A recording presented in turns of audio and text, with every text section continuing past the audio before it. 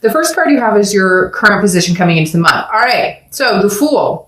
Again, why, Leo? Are you going to be 50-50 or we'll see? But the Fool is the beginning of the major arcana, okay? So the arcana it starts with the Fool and ends with the World. And it's a cycle that some people complete 10 cycles of, and it's a cycle that some people don't get through the entire cycle. It just depends on your life and what is surrounding you and what you've been through. The Fool is somebody who decides, do I take a risk and, jump off this cliff in hopes that I land softly? Or do I stick safely and go with something that maybe I know could happen or wouldn't happen? Basically, the Fool is footloose, fancy-free, balliness, new beginnings, a new start, a new chapter, a new beginning in everything. Or am I being a little too carefree and taking chances or risks that maybe I'm not ready for? But in your case, Leo, I feel like this is very much saying the Fool is like a new beginning. Now, I'm not saying, and cross watchers, don't freak out. It's a first card or a second card, technically, but it could be a new beginning with this person as well. So let's see what the rest of the cards have to say. But I love the Fool for you because, again, it makes me feel like dancing. It makes me feel like footloose, go watch the musical, go watch the movie, whatever, kick off your Sunday shoes. You get my drift. All right. So the next card you have is how you're feeling coming into the month. And you have the Queen of Wands. So he or she,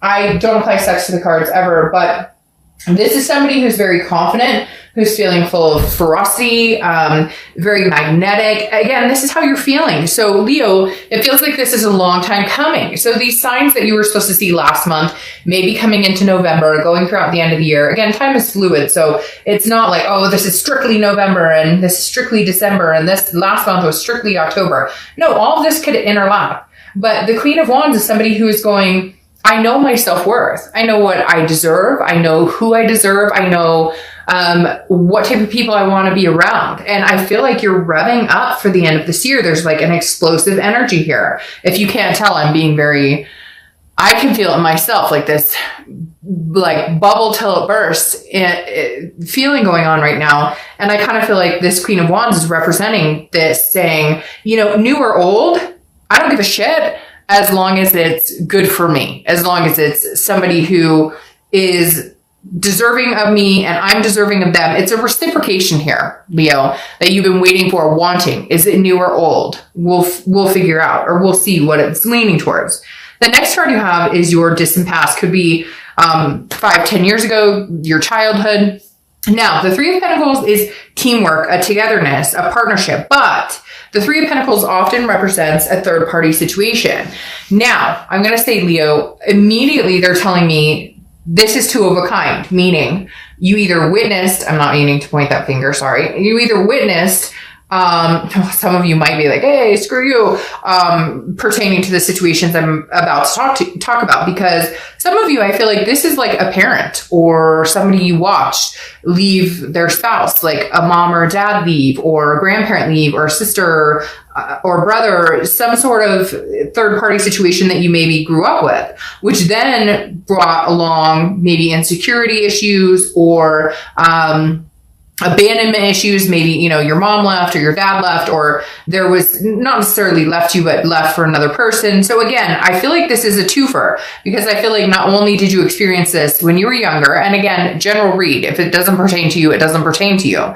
But I feel like at some point you witnessed a third party that affected your life at a younger age, or in a time when you couldn't control it, which is now build up some insecurities or certain things you've had to get over to overcome this. And then I feel like when I say twofer, this is something you experience yourself. Now, whether it's with this person or not, I'm not sure. I don't know if it's with this current person you're thinking about, or that you're not speaking with, or that you have little communication with, but it's almost, the universe is almost saying, look, you've dealt with this in the past, you've overcome it, you'll overcome it again, but there's a newness or a freshness or this happened to me personally. Not that when you were younger, it didn't happen to you personally, but it wasn't your relationship. Yes. And I don't need all the comments about, what do you mean? Like, yes, of course it was my parent or whatever. I get that, but I'm talking about, wasn't your romantic or marriage, etc., if that makes sense. All right. So the next card you have is your immediate past. So over the past few weeks, past month or two, and you have the Eight of Swords. Now the Eight of Swords, if you see my channel, I'm very clear on this card because I always say, put a shirt on before you go outside. This person is somebody who is confused. They're self-imprisoning them. You're creating your own reality and then complaining about it if it's not what you want, and yet you have the ability to change it to what you want. Okay? The Eight of Swords is self-imprisonment. It's confusion. It's self-doubt. It's thinking, I can't be without this person, or I can be without this person, but what if that was a bad decision? You're like conflicting your own self, Leo. You're confusing yourself with this card. The past few weeks, past month or two, I feel like this is why the Wheel of Fortune is stepping in here, because you're going to have one clear guided decision on, do I start a new beginning by myself with somebody new, or do I start, or by yourself? Just say, hey, for shits and giggles, I'm not going to date anybody or talk to anybody for a while because it's all about me. It's all about me. I don't care about anybody else but me. But this is telling me that very clearly you're on the fence of, do I start something new, or do I go back to the old? Do I start something new with the old? Because right here, I always say in this card, right, that he or she could easily walk out the front door. They're putting themselves over the swords. Nobody's doing it to you. Nobody's forcing you. You can make that decision on your own, what you want to do. And the Eight of Swords is saying, what are you going to do? Are you going to flail over here and go, but I'm going to fall on these swords? Or are you going to walk out the front door? And like I said before, put a shirt on before you walk out the front door.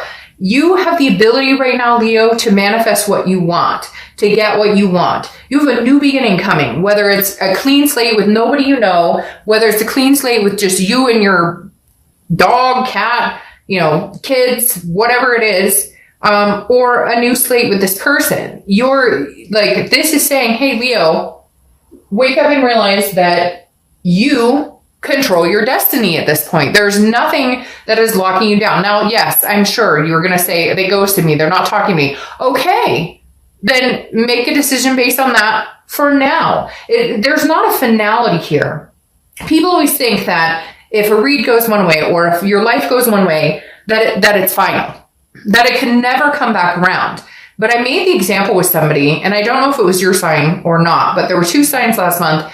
I gave the example of a friend of mine that I know very well, who she and her boyfriend broke up after 3 years. Okay. A couple years later, I don't know, they broke up after a few years. They didn't have kids. They were married, whatever. A couple years later, they bump into each other. They contact each other. They re-meet. Now they're married with kids, and it's been 10 years. So there's no finality here. People always think, if it's not happening right now, and it's breaking my heart, it's not cut and dry. If it's meant to be, if this Wheel of Fortune, the universe, is meant to come in and say, hey, Leo, right now is your time to get out and shine and do something else, then get out and shine and do something else. If they're ghosting you, if they're not talking to you, if they're being a fucktard, then guess what? Then don't do it now. But just because you don't do it now, or just because you think, well, if I leave now, you're imprisoning yourself in this thought process of, well, if I leave now, or if I'm not around, then they'll never come back, or they may think, no, if this person loves you and cares about you deeply enough, none of that will matter. Just like cross watchers, as this can be reversed, if Leo loves you and cares about you that much, this doesn't have to end. There's this, again, like I said, a finality. And my dad used to say I should be a lawyer because I continuously repeat myself. But that's not a bad thing, because I'm trying to impose upon you the fact that 2 years from now, 2 months from now, it could be completely different. You need to do you right now, Leo. If a new fresh start is, I'm going to join the gym tomorrow and I'm going to become a vegan, then freaking great. If your start is, I'm going to travel around the world and drink mimosas all day, do whatever you feel you want to do. The point is, this right now, Leo is saying you are in control of your destiny. And whatever makes you nervous, whatever has made you feel kept down or insecure, or things that you've dealt with that have affected possible relationships, or things that these people you've been in relationships with have affected you, don't stop. Take a breath and say, what does Leo want? What do I want? What do I deserve? And go from there. Enough with the self-doubt and the confusing, what do they want? Who cares? Do what you want to do. And I know you're like, oh, easier said than done, and I love them. I get that. But there is nothing keeping you guys from getting back together when the time is right. The next card and you could say, oh, well, they're married. Trust me, stranger things have happened. All right, the next card you have is your distant future. Okay, so this is over the next few months. And you have the Eight of Cups. The Eight of Cups is about stagnation, not moving, disappointment. This is slow moving. Now, what I'm saying here, I actually think this is kind of brilliant. Although you may be like, what? It's slow moving, it's stagnation, it's disappointment. No, this is telling me that Leo, in the past, you have rushed back to this person, or they've rushed back to you. This to me isn't saying they're not coming back or that you're not coming back. This to me is saying, slow it down. If you want one cup, the one cup you want, but you don't want these other cups, then don't rush it. And if they're trying to rush it, don't buy into the rushing. There's nothing here that needs to be rushed. I feel like there's a newness, a freshness, again, a beginning of a cycle for you. And the cycle may just be your own, Leo, to hold on to. The cycle may have nothing to do with anybody fucking else other than you and what you have to offer and what you have to gain in life. Stop thinking about what everybody else is doing or what they're thinking. Focus on what you're doing. Start your new cycle. And if this person comes along and you guys can gradually make it happen, then fantastic. The next card you have is your immediate future over the next few weeks, next month or so, throughout the month of November. And you have the Queen of Swords. So this is kind of what I was wondering about, and it's presented itself. The Queen of Swords is somebody who is very honest, very insightful, understand things, but also can be very critical. There are doors here, Leo, that have not been closed. There's closure that has not been had, but you're ready to move on regardless.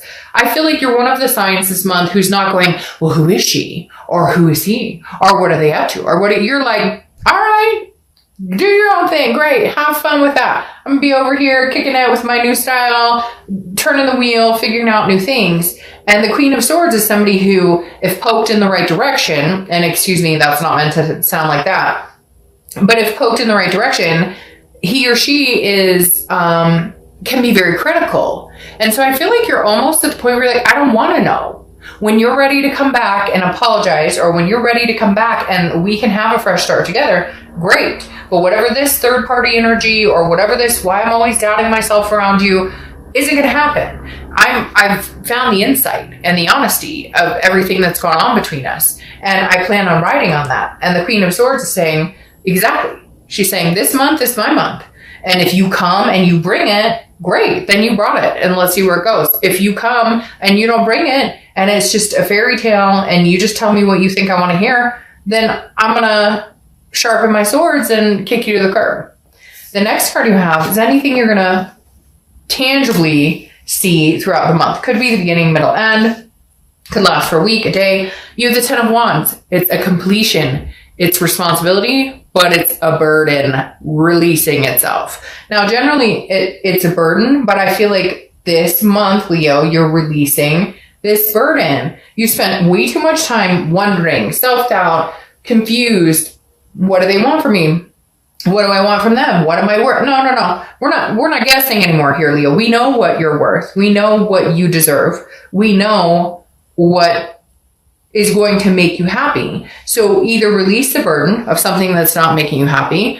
And again, what's that cliche? What is that cliche saying of, let it go and if it comes back to you, or let it go and if it's meant to be, whatever, you get my drift. The 10 is saying, okay, release the burden, release the monkey on your back and say, hey, by the way, you no longer have a place here. You no longer have a burden in my life. My first completion is releasing you of that. I love you. I care about you.